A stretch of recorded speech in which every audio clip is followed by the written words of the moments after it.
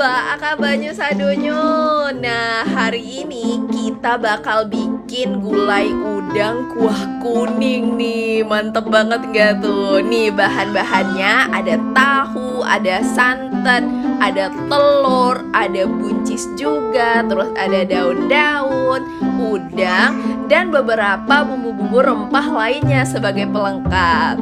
Nah, pertama teman-teman bisa pakai 10 buncis nih. Teman-teman bisa iris-iris, memanjang seperti yang ada di video, atau bisa iris sesukanya deh, senyamannya gitu ya.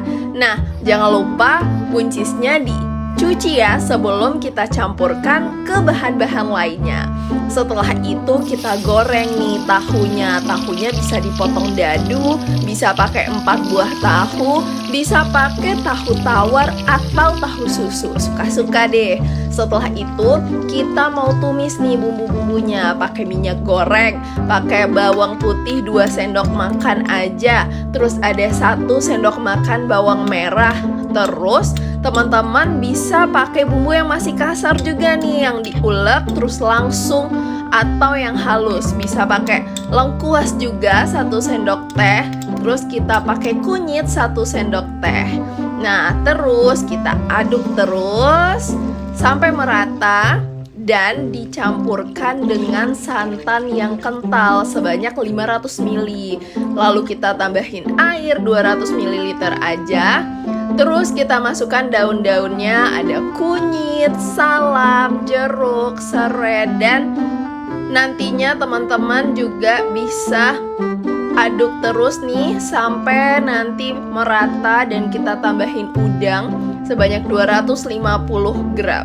Kita aduk hingga merata dan bisa masukin buncis yang udah dipotong tadi. Di sini kita juga pakai nih tambahannya telur puyuh, ada 12 buah supaya rasanya makin mantep deh. Dan masukin juga tahu yang udah digoreng tadi. Kita masak hingga santannya agak kental nih. Nah, ini udah mulai matang, mulai tercium ya aroma-aroma sedapnya. Dan kalau misalnya sudah seperti yang ada di video, berarti sudah matang dan sudah siap untuk disajikan ke piring.